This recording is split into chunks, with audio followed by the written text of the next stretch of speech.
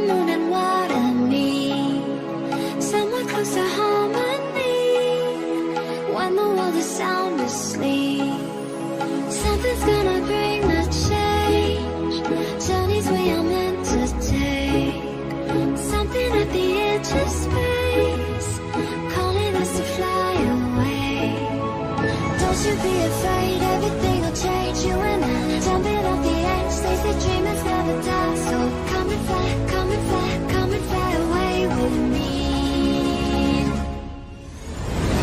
We're rising, we're falling, we're making moves. We're climbing, we're soaring, 1,000 views. We're rising, we're falling, we're making moves. We're climbing, we're soaring, 1,000 views. Come and fly away, come and fly away, come and fly away with me. Come and fly away, come and fly away, come and fly away with me. Something's gonna bring the change. Journeys we are meant to take. Something at the edge of space, calling us to fly away.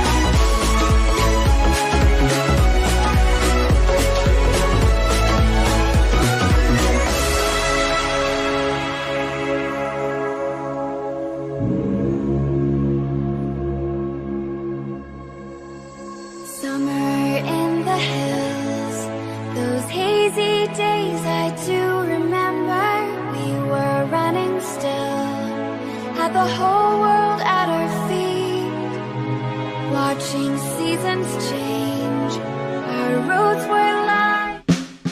You're watching the hottest gaming podcast to hit the scene. Class vs. Crass.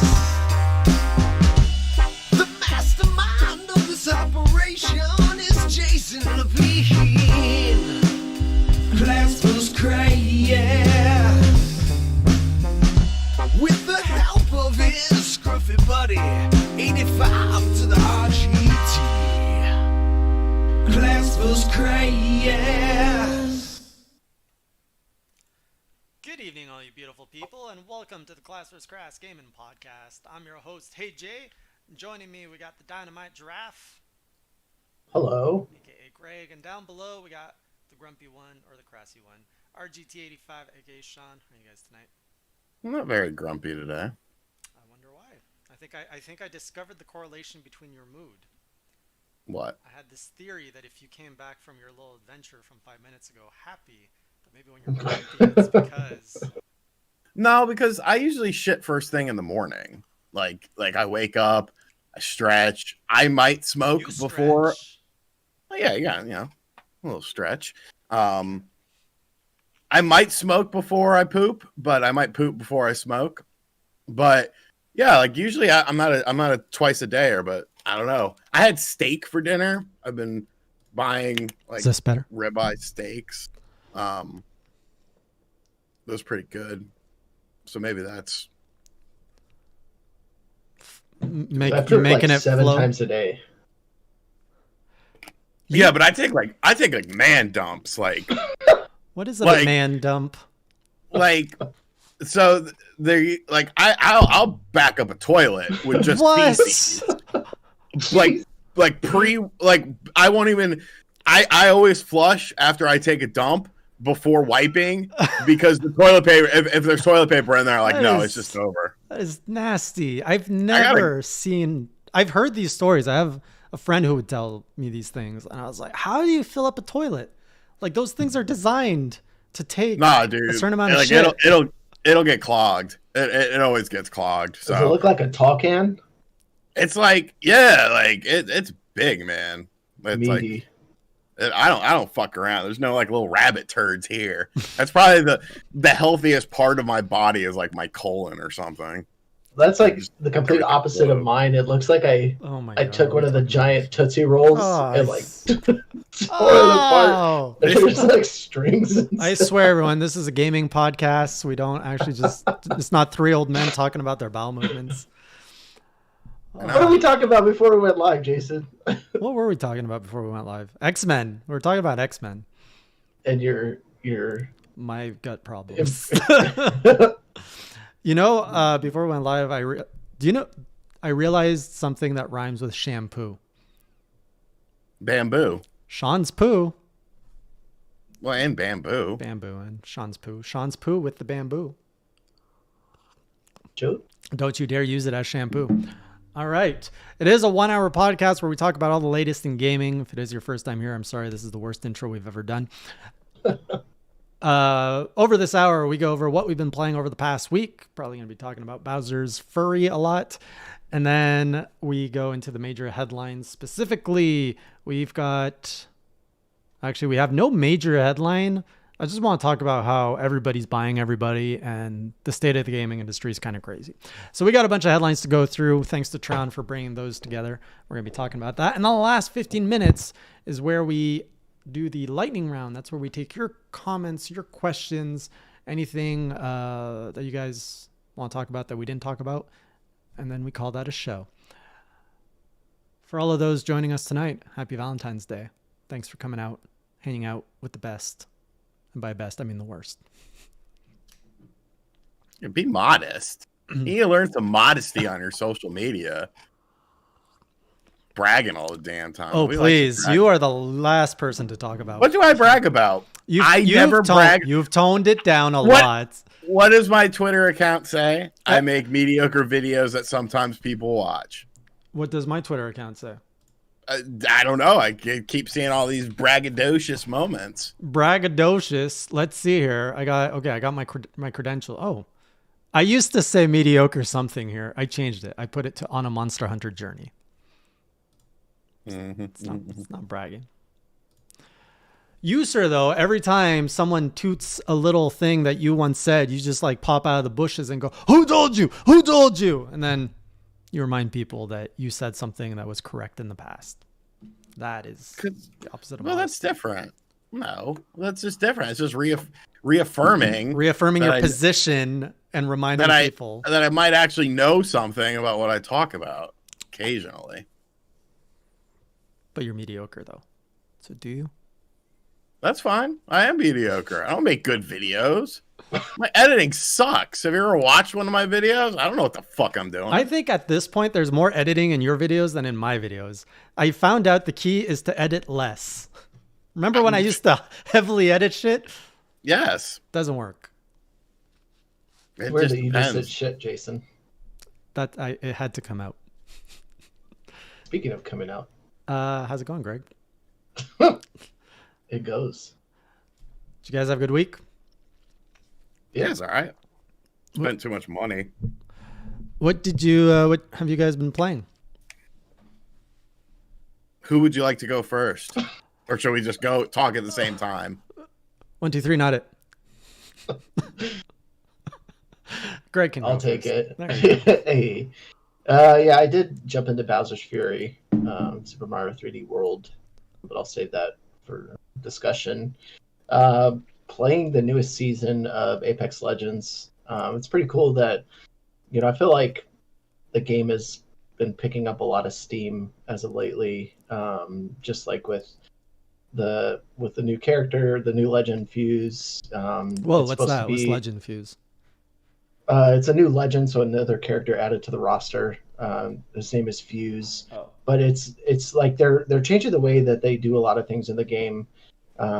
Like he was introduced to have people new to the game, like kind of an entry level character. But what's crazy about it is like I had one of my friends join up with me and start to play, but I just realized like how many small like nuanced things there are within Apex Legends that is not like Fortnite. Somewhat is, and it's not like Warzone, and like it's just like so much to explain. And so I was like, dude, check it out for yourself, because like I've been playing since season 1, and it's really hard to just like describe every little thing that you have to do, or what's going on the map, or why there's like pterodactyl looking things flying around with crates on them, or your shield evolution or your Evo shield and all these sort of things. So, but I'm really liking the 8th season, which is surprising considering. Yeah, I didn't think that it would. I mean, I thought it was good at first, but I didn't, because the market was so crowded with battle royale games. I didn't see it, being successful, this far out. But I'm really glad it is, because it's something that I like to play pretty often.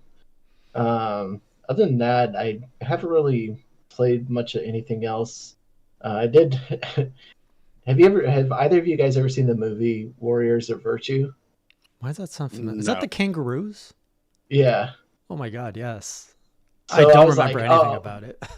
So for the longest time, like I couldn't find it anywhere, and I was trying to buy just the DVD, and they didn't do like a Blu-ray. Sometimes you see older movies and stuff.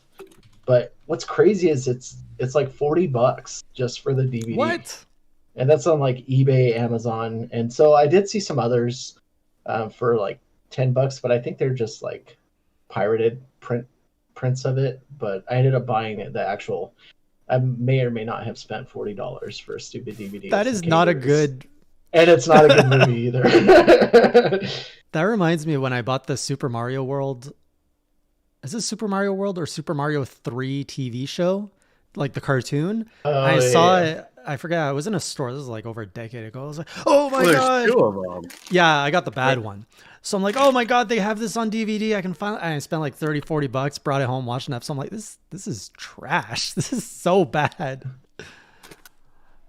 Super Show. Was that the one that had the Milli Vanilli episode? That's a rare episode, Let me see. It was called Super Mario 3 TV show, I think. Yeah, that's what it was. The Adventure of Super Mario Brothers 3. I'm pretty sure that's the one that had the Milli Vanilli episode. What is that episode? Where Peach becomes obsessed with Milli Vanilli. Yeah, Cootie Pie Rocks. What? Milli Vanilli. Yeah. See, I was more of a fan when they went into Super Mario World. I think that was maybe the second season, or was that like a different show? With Yoshi. I don't know. I don't know. Okay. I didn't watch it all that much. I just remember the Milli Vanilli episode. Oh, okay. Here we go. Unforgiven has it. There's a World show and a 3 show. So I bought the 3 thinking it was, I don't know. Well, World was the one with fucking Captain Lou Albano. World is the one I wanted. That's, I think, the one I watched as a kid. But maybe even that one aged poorly. I don't know. I just remember the intro song being good with like Super Mario World, Super Mario, Super Mario. So different back then too. There was, I mean, video games were around, but they were totally like a children's thing. Yeah. What I hated is they always played it at 6 a.m. where I was, so I never saw it because I was a kid that would never wake up early. And I knew Mario was on at 6 a.m. and I'm like, this is the only way I can like have Mario content outside of the video game. I'm like, no, I'm not, I can't do it. Not doing it. What have you been playing, Sean? I saw you got a new sexy Switch. Yeah, that was stupid. What do you mean it was stupid? Your dock broke. You got a nice little pouch. I have a third-party one. Mm. Yeah, I bought that. I haven't even turned it on yet. Played Mario, of course. Yeah. I actually played a bunch of Killer Instinct, the Xbox One version, and then the Killer Instinct 1, the original arcade, and Killer Instinct 2 arcade versions, because I want to get good at it. And for the arcade 1-up machine, it's not really happening yet. It's very different. Like, I could play any old school fighting game, like even without knowledge of it, and be like, okay, I can understand, how to beat, characters and what to do. But yeah, like this game, it's not like that. Like, you have to know how to do combos, and you have to understand the combo system, or else you're just fucked. Like, I was getting beat by like the first character in story mode. I'm like, what the fuck am I missing here? Because I never played it on Super Nintendo or anything like that as a kid. Mm-hmm. So I was just like, what the fuck is going on here? So like, I just researched it, learned like combos and timing and combo breakers and things like that. So now I'm getting better at it though. Played something else, I think. I played the usual Call of Duties, NBA 2K21s. The usual rotation. Level 170 on Call of Duty. How high does that go? 999? I think so, actually, because I've seen like level 350 plus people, and I'm like, Jesus Christ. Do levels do anything? No. Just shows how long you've been playing. Pretty much. But yeah, I think that's about it. I feel like there's something else that I'm missing, but maybe there's not. I don't know. Yeah, we're gonna talk. Have you been playing? Oh my god, thanks for asking. What are you munching on though first? That looks good. Baked barbecue Lays. I approve. I bought Bowser's Fury specifically so I could join the conversation tonight. But we'll talk about that in a moment. Played some Monster Hunter World. Made it forward. I think I'm going to be buying Monster Hunter World Iceborne at this point. Yeah, the game's good. I'm having a lot of fun with it. I made it, and I haven't really hit a wall yet. Like, I've been kind of progressing very smoothly through everything. I think a lot of it is thanks to the feedback from everyone. Like, I don't have to go through the trial and error. Everyone's like, do this, and then all I have to do is execute. So I like that. Played a bit of Smash. Realized how much I got bad at it because I was playing it with some friends over the weekend and I just got kind of destroyed. Played some Mario Party. Played like all the stuff that I only play when there's multiplayer going on. More Castlevania, Lords of Shadow. that game is like hit or miss. You're going like on a good run. You're like, oh, this is fun. And then they throw some like shitty segment at you, whether it's a puzzle, whether it's a stupid like reoccurring mid boss fight. And then you're back on the train. It's like, oh, it's going good. And then, ugh.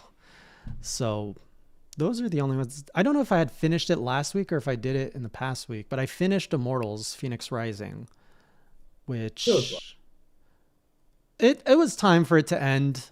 And the ending was all right at first. Like there's a bit of a twist there that threw me off for a while, but we're not going to talk about that.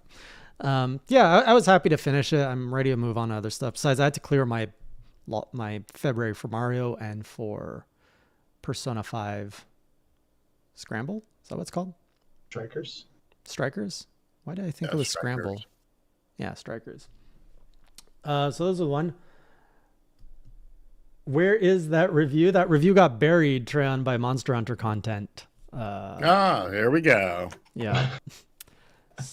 There's a lot of demand for that content. I'm like, so I gotta prioritize what Jason people... now. Oh my god. It's gotta meet demand. It's like, when Sean does a wrestling video, nobody watches it. That's on a separate channel. So he gives people what they want. Please your wallet. No, Okay. If I want to brag, I'd say, did you know I have a subreddit now? Because I do. Yeah, I know. You tagged me in it. Yeah. I've been posting porn in it all weekend. Good. Hey, there's actually a wrestling meme in there that was posted there today, like 6 minutes ago. It's You check that every 30 minutes, don't you? Please, sir. I check it every 5 minutes. No, it's not that active, so I don't check it often. I check my comments more often. So, Super Mario 3D World Bowser's Fury. Okay, you have 38 members in your thing. Calm your tits. What? There's 38 members that are subscribed to your Hey Jade subreddit. Don't be acting all fucking Hollywood over here. Hollywood Jason. Gotta ride with the punches, man. It's been dry for a few years. That's true. Let me take in my little moments here and there. It's pretty much a meme subreddit, yeah. Bowser's Fury. How'd you guys like it? Love it, like it, hate it, meh. You're talking about, well, I mean, no matter what, it's love it. Bowser's Fury is honestly one of the most impressive things for a multitude of reasons that Nintendo has done with the Mario franchise. I made a video on it yesterday. I didn't want to watch it. I wanted to hear your thoughts live.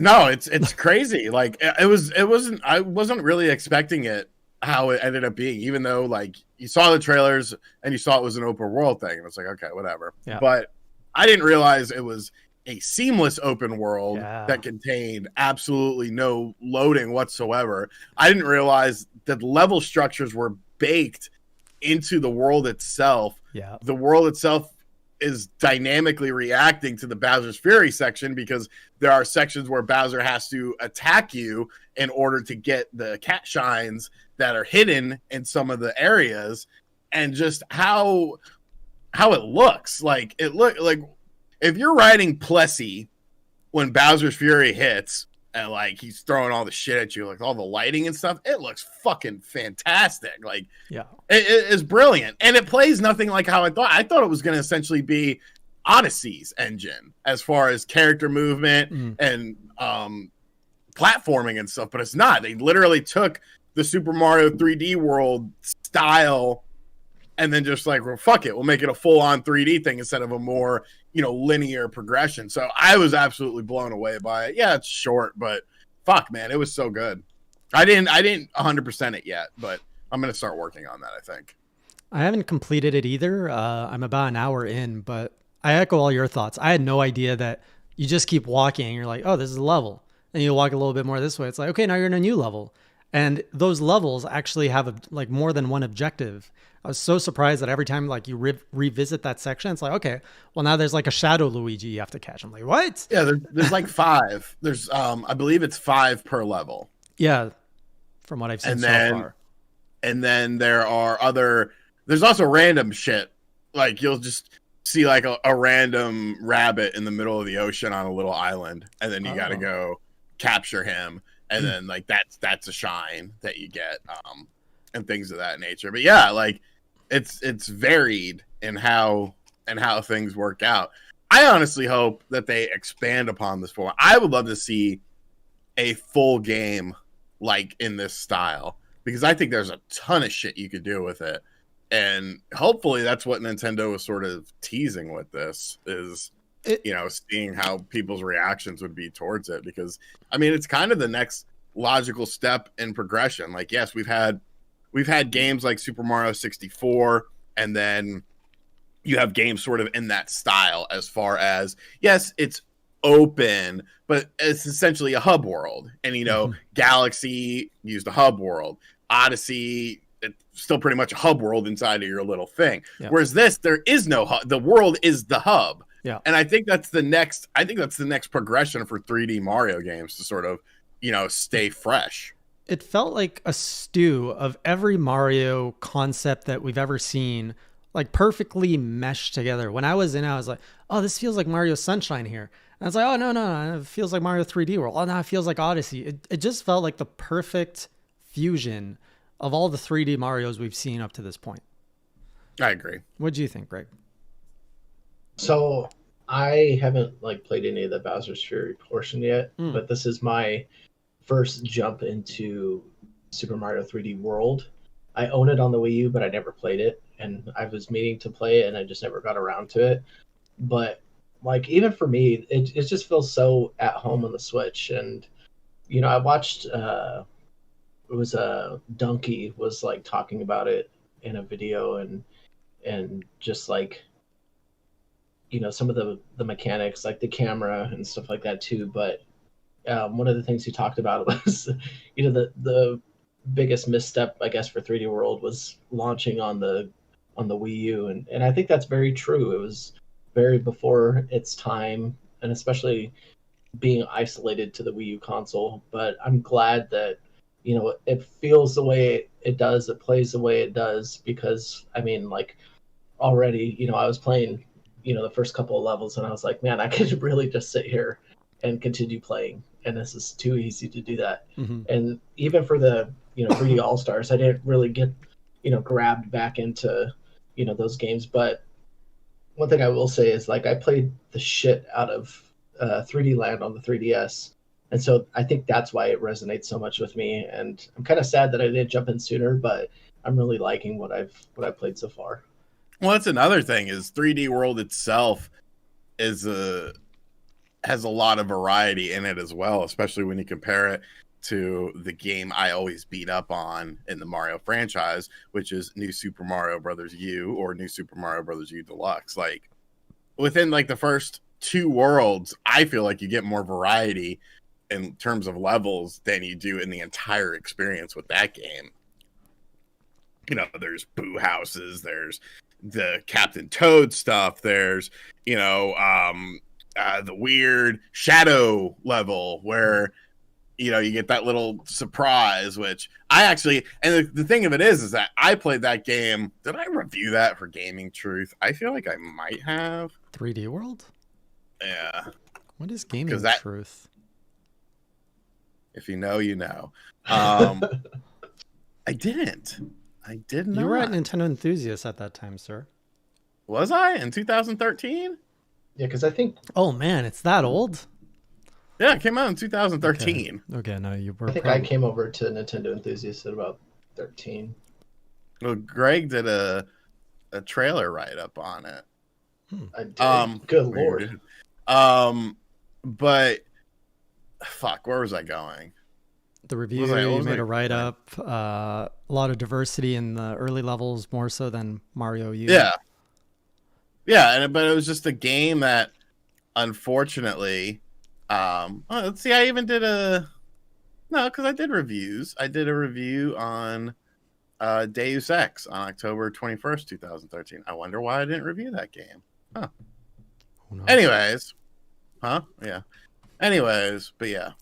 Great game back then. Still a great game now. People bitching about it. Need to shut the fuck up. I'm surprised how much I forgot about this game. That's what I was trying to say. Yeah. I forgot a ton of shit because it was 2013, at the end of 2013 when I played it. Like I remember on the Wii U, I made it pretty far. Like I was trying to complete that game and I was in the final stretch. And the fact that I completely forgot what you're supposed to collect, like in the first couple levels, I was like, what is this green star? I was like, oh my God, this is the crack that got me addicted to the original on the Wii U. Finding all the stars, finding all the stamps, getting to the top of the post on every level. Like the fact that there's so many goals in every level, I completely forgot about that. So I'm like, I'm like, what am I doing again? Like I remember like the first few levels, like the actual levels, but I forgot that where this game really hooked me was the fact that you kept going back to find all the secrets. And I remembered, I'm like, wasn't there like a secret in World 1? I was like, oh yeah, after you like beat all the worlds, you can like unlock a special thing in World 1. I'm not going to spoil it, but and then there's a secret character and there's like all these things that you can unlock later on. I was like, that's what hooked me in this game. I have to admit, though, I am struggling a little bit with the controls. I got so used to the Mario Odyssey controls where like you're a little bit closer in, you got a little bit more of a tighter range on Mario. This one feels a little bit more, I got to get back there. Like that isometric view is throwing me off a little bit right now. I just got to get back into the flow of things. Are you guys struggling at all with controls or no? No.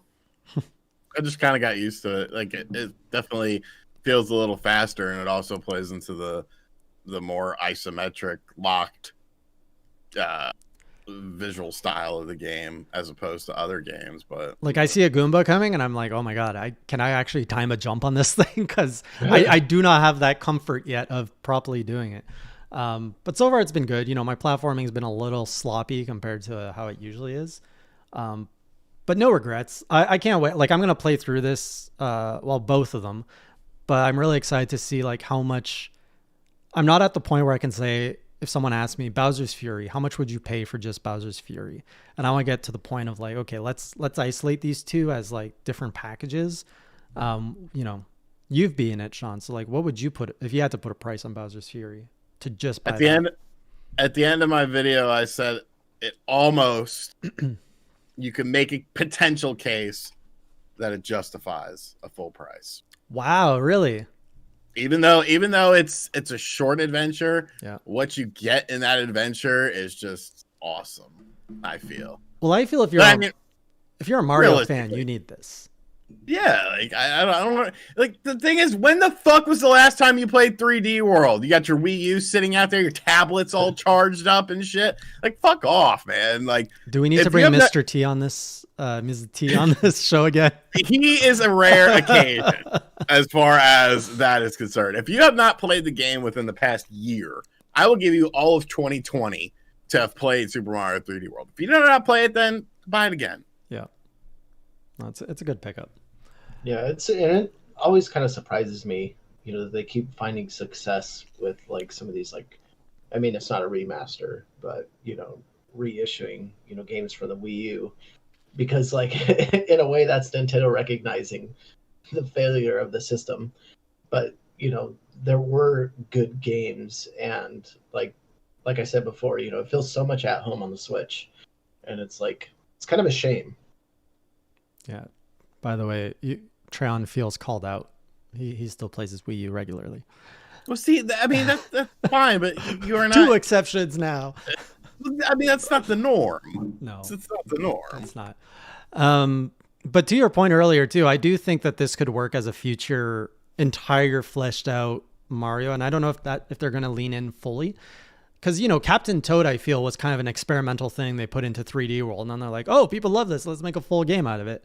And now they've got this Bowser's Fury concept that they've put in there again. It's like, I would imagine it as you have this massive open world, like, so Bowser's Fury is all about you're kind of on an open ocean, and the more you it's a lake. Is it a lake? Laptop? What is it called? Laptop or something like that? Lake Lakitu? I don't think it's Lake Laptop. Can't wait to go to Lake PC. Lake Lapcat. Excuse me. Okay, so it's a lake, and every time you fight Bowser, as you progress, more pieces like of the land pop up, offering you more levels. So that's like one theme, and I feel that if they had a full game, what you could do is you land in a zone. Let's say it's a desert or a snowfield, and it's like that. And the more you fight a boss, these things pop up. Then eventually the boss leaves that region, maybe goes to the moon or goes to I don't know, a volcano land, a city, and then you get into a cannon and you shoot to that area. And then again, it's another open world. So like multiple open world, I think is how I would see a full fleshed out game in this style. It's like Monster Hunter. Yes. I mean, we can do that because let's say each world that you visit, you get 3 hours of content from it, and then it nearly doubles if you want to 100% everything. So you could do like 5 worlds based on that. That's 15 hours of basic content.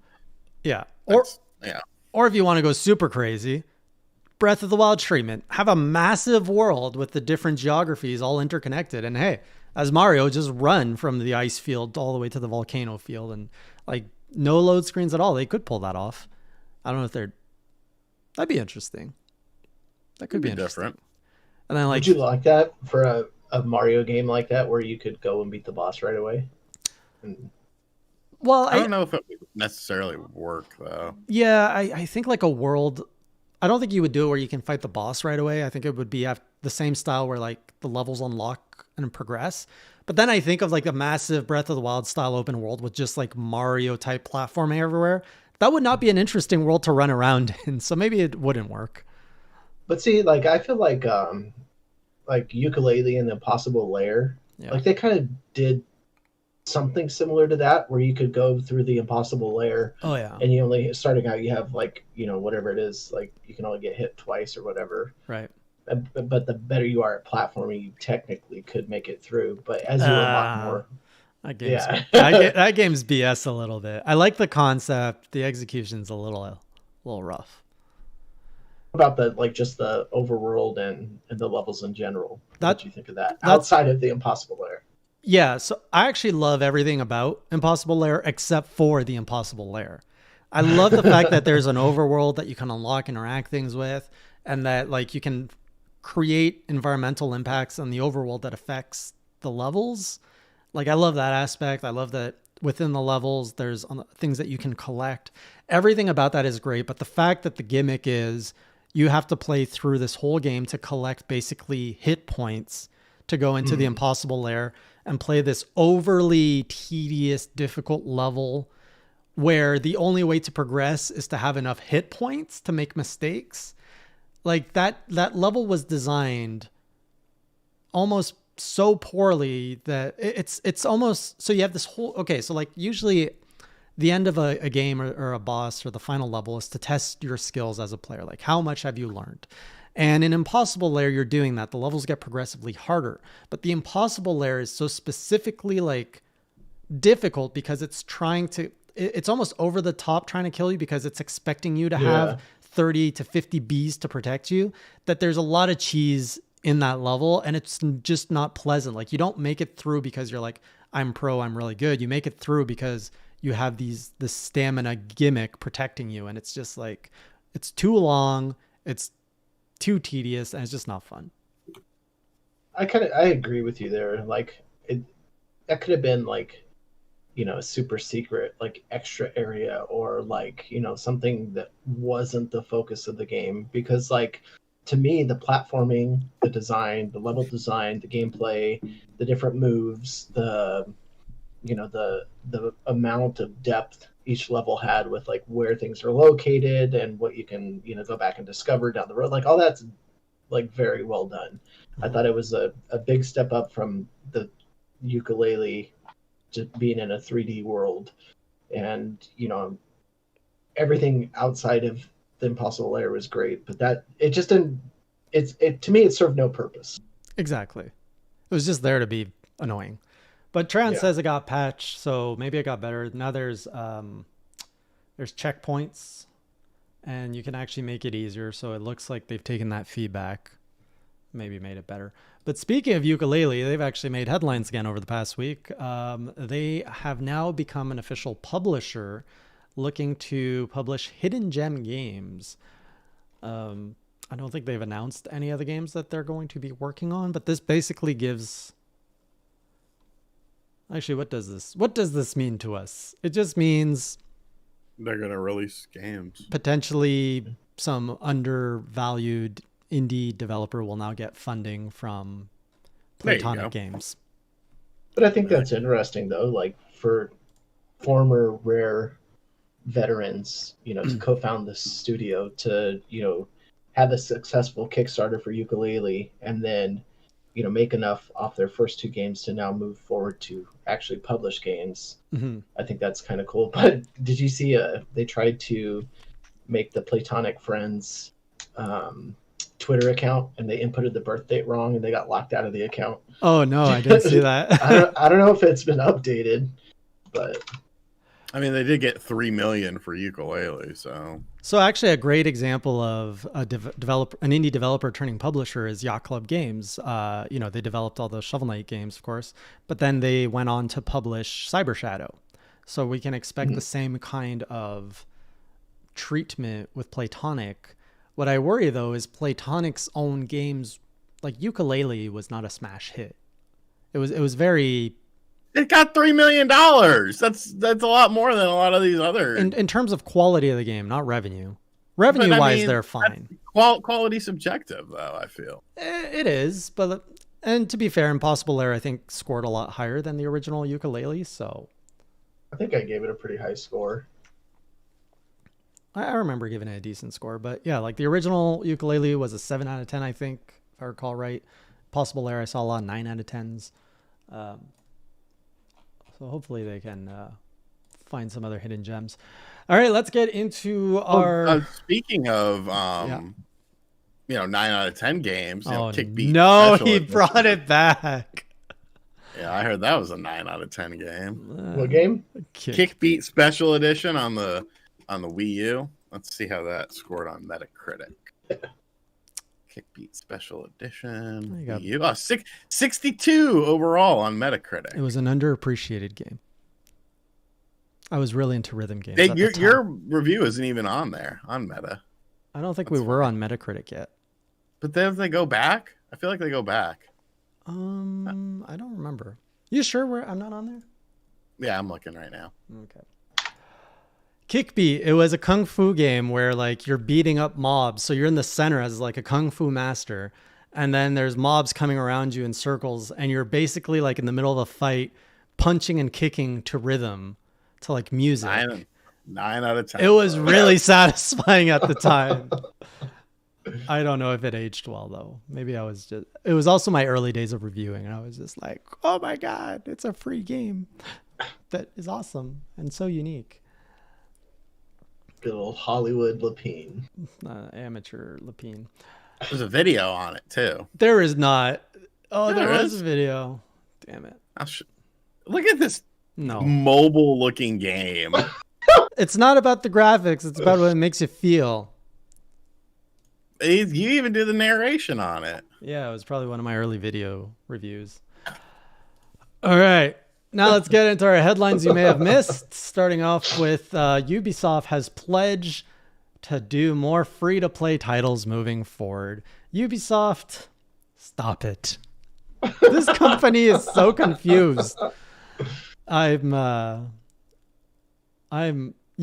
is the company I want to love. I love their IPs, but their business plans are just like, Isn't it a Frenchman that runs the company? There's your fucking problem. It is a Frenchman. I actually read over the weekend. I don't know what led me to this because I was like, how long has Yves been CEO? I'm like, what is the history of Ubisoft? So I actually looked into the history of Ubisoft and how this came about. Did you know Yves is one of 5 brothers that all went into business together back in the 80s? They launched a company to do, I think it was PC hardware is how it started. And eventually, like, they kept getting... like playing in that tech space, and they were like, oh, there's a big market for software. So they got into, I think it was just general software, and that's where Ubisoft came out. It was supposed to be like ubiquitous software is what it stood for. And then eventually as gaming took off, it just focused on gaming. And then Rayman was their first like international hit when they built a studio focused on the next gen platform, which at the time was the PlayStation. It was a really cool story. So Yves has been around since the beginning. Like he's seen this whole industry. Jaguar. Yes, the Jaguar as well. It was PlayStation. Jaguar is where Rayman got his name. That was the game that you bought a Jaguar for. And I actually don't own it. And that makes me sad, but it's also very expensive. How much is a Jaguar? No, I have a Jaguar. I just don't have Rayman on the Jaguar. Oh, And it's like, I want to say it's like $100 game. I have like the And of course- randomest games for my Jaguar. Of course, it's gone up. It's now CIB $700. is 200. Loose cart with damage, 150. Fuck's sake. for Rayman or for the For Jaguar? Rayman. Wow. Jaguars are expensive too. Well, why not just play? Is that version unique in any way? Because that game was re-released on like everything. It's the original version. That doesn't necessarily mean it's better. That's the reason you bought a console for it. Holy fuck, Jaguars are expensive now. What are they People now? so stupid. I'm just looking at consoles. Let's look at sold listings because some of these are. Do you have one, Greg? Me, yeah. There you go. Some of the. How do you find sold? I hate eBay. But I bought mine like, I don't even remember. Like $400. Buy it now. $400. It's the same price as 20 years ago. I would not pay $400 for an Atari Jaguar. It is a shit console. It's just the only reason I got it was just to have it, like just to. I bought mine for $150 off of a friend who ran. Yeah, the only Jaguars on eBay right now, the literally cheapest one. Well, that's a complete one. That's from Portugal. That's the thing that looks like a toilet seat, right? No, if you have the CD attachment for it, which never. Don't you have the worked. CD attachment? Or No, I don't. What is this multi-cart? Yeah, the cards for it suck too. There's like no way to store them anywhere because they're like wide at the top, and so you can't like really stack them next to each other. They're always at like some weird slant. So, So anyways, Ubisoft going free to play, and I really. And another thing about the Jaguar, yeah, Oh my god. I like the Jaguar. Nobody cares about the Jaguar except for like And 500 controller- people. The controller is very big and gaudy looking, but I find it very comfortable. Go on. I was always like curious if it could, you know, it has like. Have you ever seen the controller, Jason? No, I've never even seen It a has, like- Jaguar in person. It has like a number pad at the Oh, bottom, it's disgusting. and like Well, it's for you could get, like, overlays. yeah, you could get Oh. these inserts. I think I had like a Doom one or something. Can we talk about Ubisoft? I can't believe how expensive this fucking game is. That's what I'm saying. Like, everything has gone up, and it's like not even for logical reasons. It's just somebody sees it and they're like, "Oh, this is rare," and they list it as rare, and it sells some. It's a garbage Jeez. console, and it's rare because it's garbage, and there's only a few people that want it because it's garbage. Wow, such hatred. So anyways, Ubisoft going free to play. This is my reasoning behind it. They're probably a company that has focus. So they're always trying to like jump ahead of the trends, and then they always kind of come short. And when you look at all their AAA games, they're probably looking at their games and they're like, "Oh, why are they not selling?" And it's like, as an outsider, I'm frustrated because their games keep dropping in price so fast. I don't know who within that company is like, you know what? Here's our strategy. Launch the game and then just hack the price as fast as you can. And we've talked about this on the show before. It teaches the consumer that, hey, you want a Ubisoft game? It's worth $20. No matter what Ubisoft puts out, you got to wait and buy that $20 because all their games become $20. You would be an idiot to buy a Ubisoft game at launch unless you have money and you don't care about money. Even myself, I was super hyped to buy Phoenix Immortal. I wanted to buy on launch day, and I'm just like, you know what? I bet you if I waited 2 weeks and I got it 33% off. So anyways, all of this to say, they're probably seeing their numbers. Whoever's making this strategy is like, well, look, our AAA games aren't working. We shouldn't do this. Well, look at Epic. They're making all this boatload of money with their Fortnite and all that. Maybe we should do more free to play. And then they're going to try their hand. They're going to do their cookie cutter approach, which has become too obvious in their game design. And they're going to release something, and then they're going to be like, why is nobody like buying the cosmetics? That's another thing. Immortals, Phoenix. Why are you so mad about this? Because they have so much potential. They have a good Say shit, brand. Jason. Say shit. They have good IPs, and somebody back there is not making good decisions, and it's ruining it for everyone else. That's why I'm mad. What's his name? I don't know how to pronounce his first name, if it's Michael or Michelle Ansel. Yeah. He was there from the foundation, by the way, the company. He just left too. Yeah. I guess there were some allegations against him. But Oh, man. well, the problem is, like, I mean, how do you expect games to stay at like a $59.99 price when you released, you know, a Far Cry every year, and then you have these like offshoot Far Cry games that, you know, can pretty much be standalone, and they release them as DLC, then they release them as standalone titles that you can download without the, like, Blood Dragon, for example. Yeah. It's like there's no like, it's weird. Like, they don't even let the dust settle. But that's a good point. You're making me realize you're right. They're one of the companies that like release their major IPs so frequently. Maybe the free-to-play model works. Instead of them trying to innovate, imagine just having this Assassin's Creed universe with seasons, and like, okay, you want to dress as like a revolutionary Frenchman? Buy this between January and March. All right, you want to be a samurai? That's between April and June, and it'll cost you $5. You'd be a modern Samurai J. I would be. I want this Rayman game. It's really pissing me off. Does anyone in the chat have Rayman? Just get it on the 3DS, man. Look how ugly. Good God. I want to play through it. I'm going to go to Twitter. Oh my God. I've just received a really dumb email. An age gap issue just surfaced. What the fuck are you talking about? I'm not going to talk about it publicly. Just you already did. She was what? She was 13. What no, happened? in the other direction. The other direction. Jason. Basically, I did something that is an efficient way to work, and they're like, "Can we please use this method, which is a dinosaur method, which is like way less efficient?" And they were specifically saying, "Can we do this because it's more efficient?" It's like, I just died inside. I aged 50 years. I thought you had a sugar mama or something. No. Yeah, I thought it was something interesting. My mother thought I had a sugar mama for a few years. And it was so casual. Like, we're just sitting around the table. She's like, "Jason, do you have a sugar mama?" I'm like, "No." And why would you ask me that, Mom? Maybe she was projecting. Maybe she is somebody's sugar mama. I can't imagine that. Next up, we're not getting through these headlines very fast. Headlines you might have missed. Cyberpunk 2077 and Witcher 3 source code reportedly being auctioned after the CD Projekt hack. Were you guys aware of that? Yeah. Yeah. Yeah. It's a shitty situation. Don't hack people. I wouldn't be surprised if they just release it themselves. Oops, we are hacked right now. Oops. It was such the mainstream spotlight. I don't know. I think it's a little excessive if it's someone that's mad because Cyberpunk was a flop. Like, imagine that. It's one thing to be mad and like vent on a podcast. It's another thing to go spend I don't know how many weeks attempting to hack a company just to pwn them. Well, some people think it might have been an inside job. That would make more sense. All right, next up in the headlines, Pokemon Rumble developer Umbrella has been acquired and dissolved by Creature Inc. There's a lot of names in there that don't mean much to me.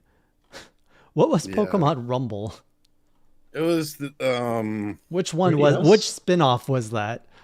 They did Rumble, what was it, Rumble World? It was a WiiWare game. And then there was a Rumble World on the 3DS. It was Rumble Blast on the 3DS.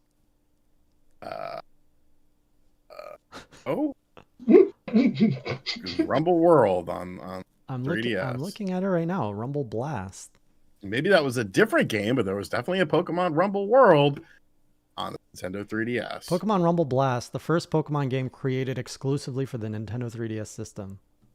It's an action. Okay, that came out first. Okay, and then there was something called a sequel. That's fine. It's okay. We clarified it amongst gentlemen. It's fine. You have a copy of Rayman in box on the Jaguar? Why are we still talking about this? Because Crimson on playing indie. So who bought this? Okay, Pokemon Rumble Umbrella has been acquired and dissolved by Creatures. So who's Creatures? Creatures Inc. They do Pokemon stuff. Umbrella also did Hey You Pikachu. Remember that? So Creatures did like card trading stuff. They did Hey You Pikachu. helping Umbrella. Oh, okay. And they did Pokemon Snap. They've done a bunch of different stuff. All right, so this is kind of a natural merger of things. I would say so. Okay. Next headline you may have missed. The ESA confirms new details about its upcoming all-digital 3-day E3 event. Who's excited for digital E3? Not me. That's for sure. Yeah. Bring back the summer of gaming with Jeff Keighley. Fuck that. They are doing that, by the way. Please. They've already confirmed. As well as a digital E3 event? Yes. Yes. What? Yes. Yay. Oh yeah, they tweeted New Year. The Summer Game Fest just tweeted New Year, new colors. Yay. Yeah. Fucking So yay. there's gonna be. Well, the problem is that E3 wants like 6 figures from companies to do shit, and it's like, dude, you're doing it fucking digital only. Like, yeah. what's wrong with you? Clearly, Jeff is trying to punch up and slam dunk E3 down. I think we're going to see a little bit of a territory fight to see who's going to be the relevant show going forward. God, 2 fuckers who can go away, in my opinion.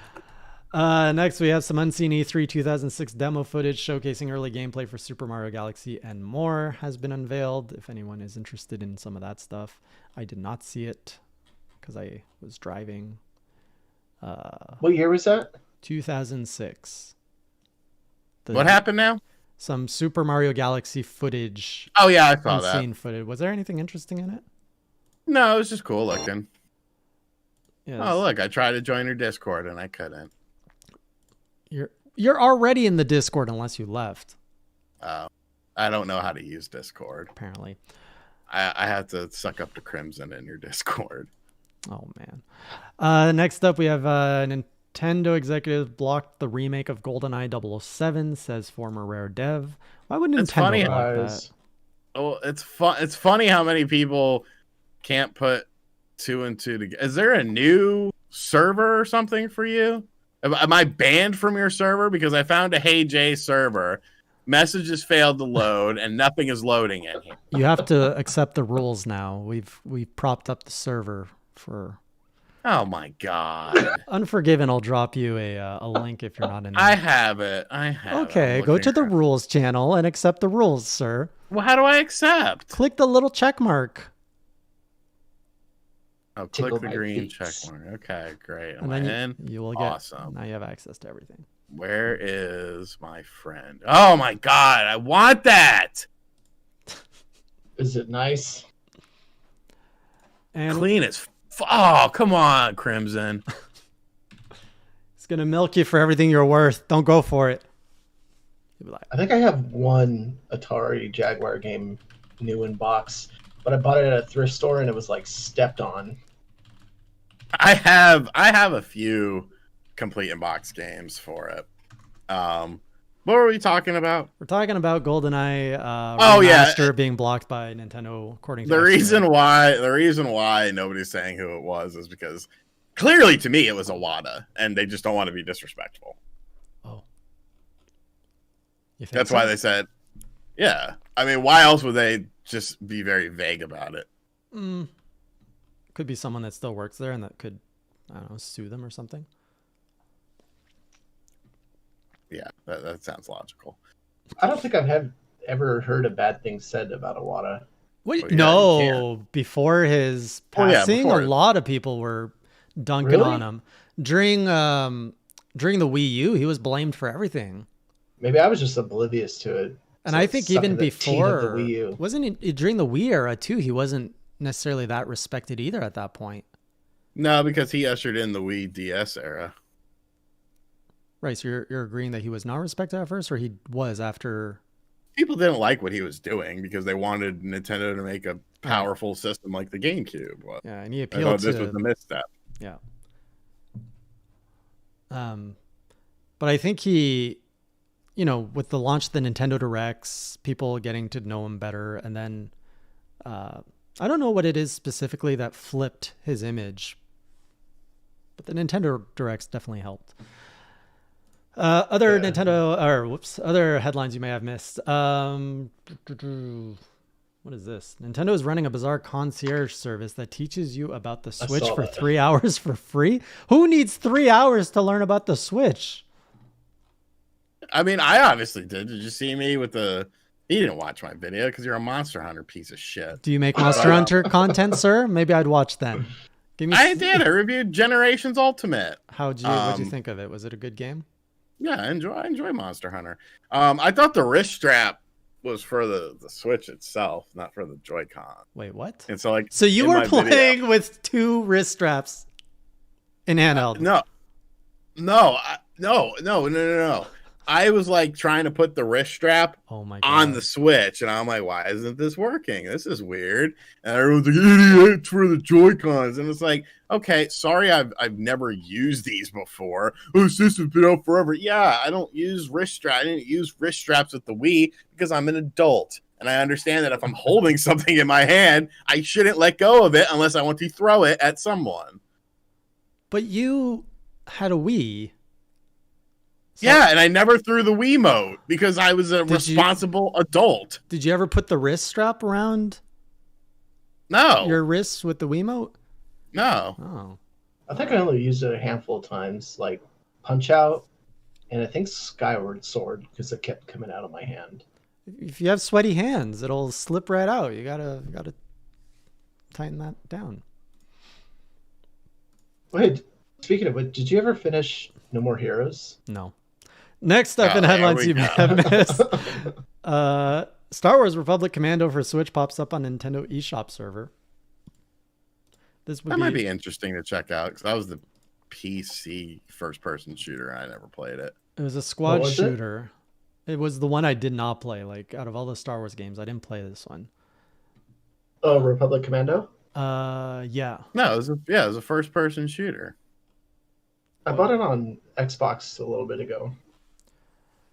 I don't know though if it would be because this was before the Clone Wars, I think, like before the whole Clone War movement when Clone Wars got fleshed out as cool characters. Yeah. So it's not very pretty. What? Dude, this trailer's fucking awesome. For Republic Commando? Yeah, look at this. Where do you want me to send it to you? Facebook.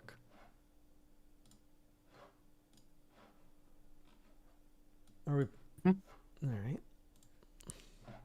Let's bring it up. Hopefully I don't get an ad. Yikes, imagine not having YouTube Premium. Can't all be rich like Mr. Hollywood here. It's like $10 a month. I got enough subscriptions. I don't need more. Is this on PC? This looks old. Yeah, it's from like 2004. Oh, this looks rough. No, but like look at I love the environment, the weird creatures, and then wait for the music to kick in at like the 140-ish mark. Okay, it's got like you got those things in here. It's also a very low resolution trailer because it's old. Right. Well, 480p. I bought some like Star Wars bundle that had it included. It was like 15 Star Wars games or something. It had like The Force Unleashed 1 and 2, Republic Commando. This looks like my first Halo game. Yeah, you got the music going yet? Yeah, kind of. They're shooting. Oh, they actually have a metal song? Yeah. Oh, man. What? This is not Star Wars. This is Star Wars as fuck. Kind of want to play this game now. There's the music. Were they going for like a Doom vibe?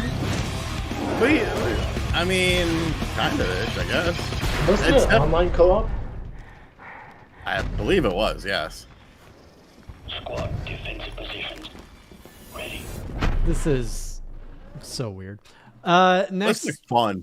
Next up, we got mods who added ray tracing to Super Mario 64. That probably looks pretty cool.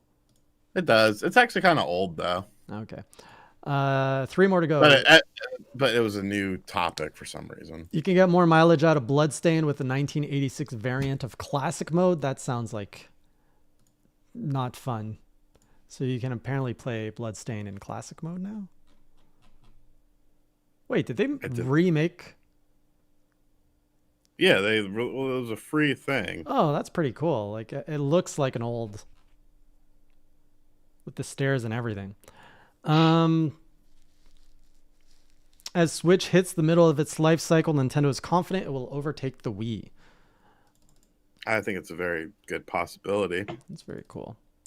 And then Nintendo registers new trademark for The Legend of Zelda Phantom Hourglass. The one Zelda game I have not played. Well, there's been more. Wait, Spirit's Track I didn't play. I made a video today that you should go watch.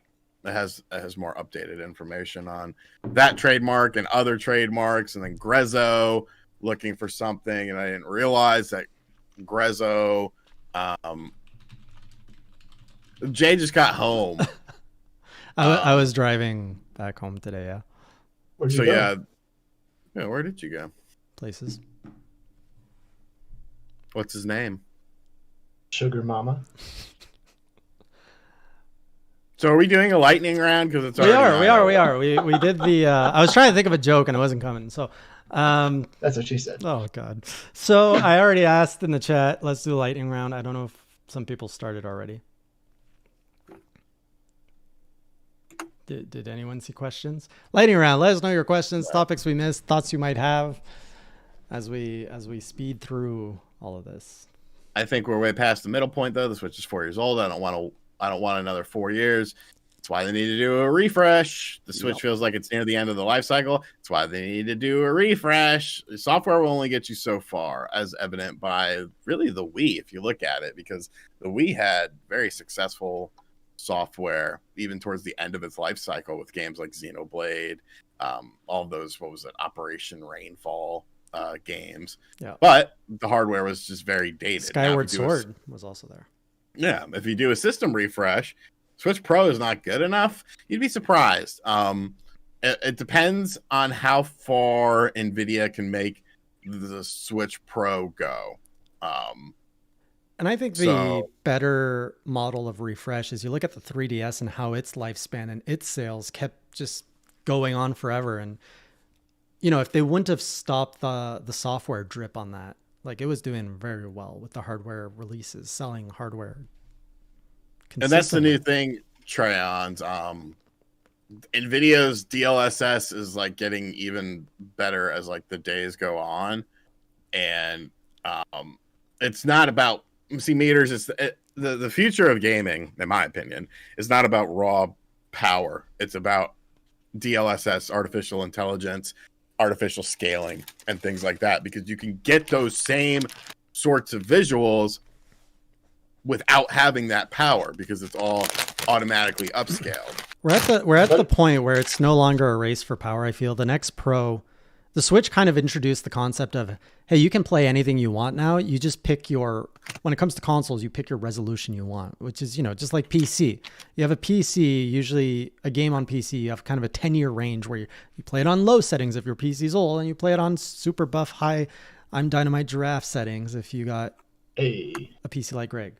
And consoles like that. I think, the Switch 2 or the Switch Pro is actually going to be more powerful than a base PS4. No, you're talking about two different things. Go on. If you're talking about a Switch 2, you're talking about a successor. Okay. If you're talking about a Switch Pro, you're talking about a refresh. Those are two different ball games. Okay. A successor has its own library. Right. Whereas a refresh would not. Okay. As a refresh, I think it's easy for Nintendo to have a handheld that is as good as a base PS4. Because that's what I have as a base PS4, and I'm feeling its age. I'm just like, this thing is sluggish. Load screens are terrible. So I would expect if there was a Switch refresh, it would actually be better than a PS4 Pro or a base PS4, because that thing is not aging well. In terms of like power, just power in the sense of being able to load things. Like when I say power, it's really, is it power or efficiency that you're looking for? I would be looking more for efficiency. Okay. Yeah.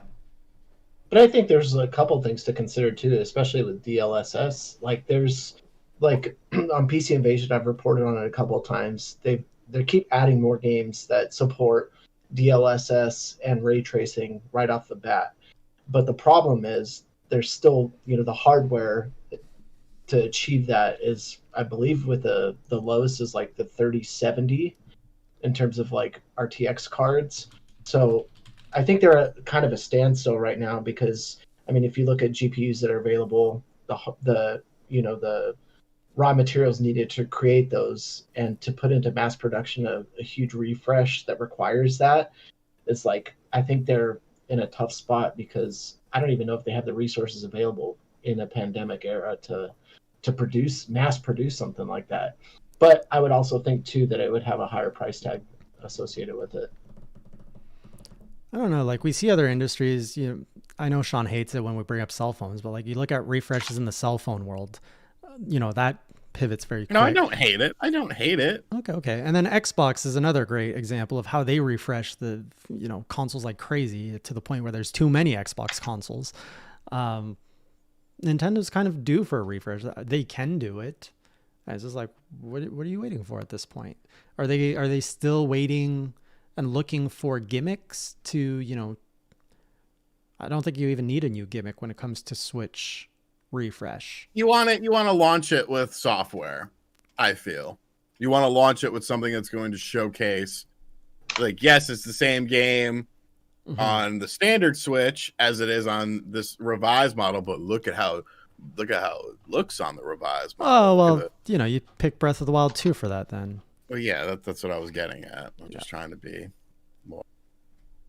That would be the ideal thing, considering Switch launch with Breath of the Wild. It's like, look, you want the new one? Pick up this revised hardware. Well, there's also what's happening. I don't know if you've seen it with Crash 4, where it seems like it's not a downgraded version of the PS4 version in terms of like shadows and lighting and textures, but instead it's like reworked.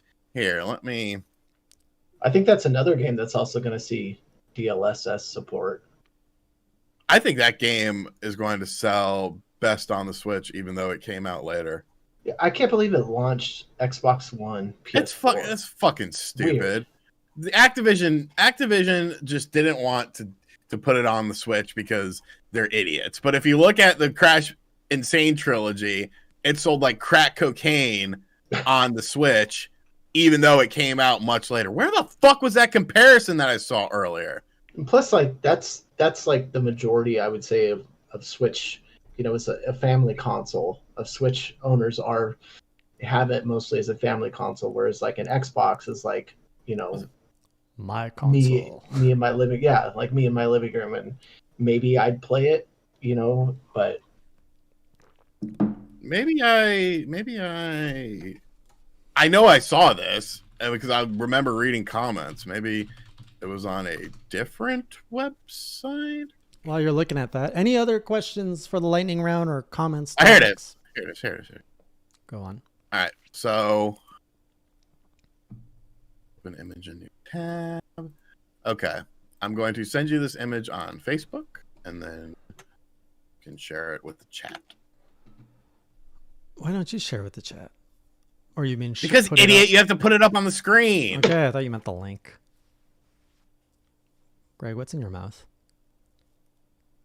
A thing to my vape juice. But like when you look at it, there's obviously Did you send key it? differences. Yeah, did it not go through? Oh, you sent it to the group? Oh, sorry. No, I didn't send it to the group. I sent it to you directly. Why didn't it send? Let me try again. It got caught up at the border. It's not wanting to send. Okay, so I'll just send you the fucking website link. Okay, now it sends. Okay. So, it's an image. It's an image with the Switch version on the left and the PS4 version on the right. But you can clearly see it's reworked textures and assets and lighting and things like that. So, like, that's another way. It would obviously be more time consuming to put certain games on the Nintendo Switch using this. But I actually not to sound like a fanboy, but I kind of like the Switch images a bit more than because the PS4 shit just looks like. Well, you have more contrast on the Switch. It just looks too realistic. Yeah, because there's more lighting effects on the PS4 version. Yeah. Like, I don't know. It just kind of looks. On the Switch, you have the shadows are darker and the light, like everything is, there's more contrast between the colors because there isn't that lighting effect that's creating the fade and all that. Right. That's what you like.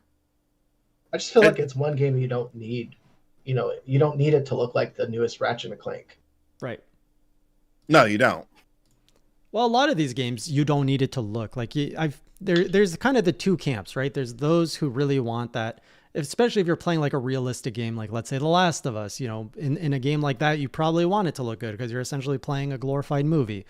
But with games that are a little bit more cartoony, like your Marios, your Crash, your Ratchet and Clanks, it's great that it looks good, but it doesn't make it more fun or anything. Yeah, you're not wrong. And plus, this is a $40 game, whereas Ratchet's going to be a $70 game. So, yeah. All right. Am I doing a Monster Hunter Rise multiplayer class versus Crass? What? Special for us with great. Can you do? Oh, that's a lot of ifs. First of all, we'd all have to get Monster Hunter Rise. Second of all, we'd have to figure out how to do multiplayer. There is online multiplayer in the game. It's very easy. I did it with Monster Hunter Generations. Yeah, but Ultimate. we have never played multiplayer games, so we'd have to coordinate that. Oh, wow. We'd have to set up a time. That's so difficult. We haven't done it in 5 years outside of the podcast. You'd have to pay me. Am I on your Twitch channel? If I'm on your Twitch, yeah, you'd have to maybe not pay me. You might have to pay me, sir, to be on my Twitch channel. What would be acceptable for an upgraded Switch? Do they get all games at 60 frames per second, or do they need to push 4K? You would need, in my opinion, shoot for 1080 60. That 4K, 4K is cool, but at the end of the day, if you can get 1080 60, that's good enough for me. Artificially upscale it to 4K via DLSS technology. I really like this DLSS. Future gaming, my friend. Yes. All right. The tables are very far apart still, meters. We've got a very I'm very tiny still, channel size wise compared to Hollywood 85. All right. I think those are all the questions today. We're actually 12 minutes over, so thanks for everyone for sticking a little bit longer than usual. One last question coming in here by John, though. What do you think the possibility of a PS Vita TV Switch Pro option? What? Okay. What? Did you just mash all of the things together? PS Vita. He's saying how you could do how the PS Vita TV was a thing where you could play Vita, it was the little device. So that as a Switch Pro, it's not a handheld system, it's a little thing. I don't know. I wouldn't hold my breath on that.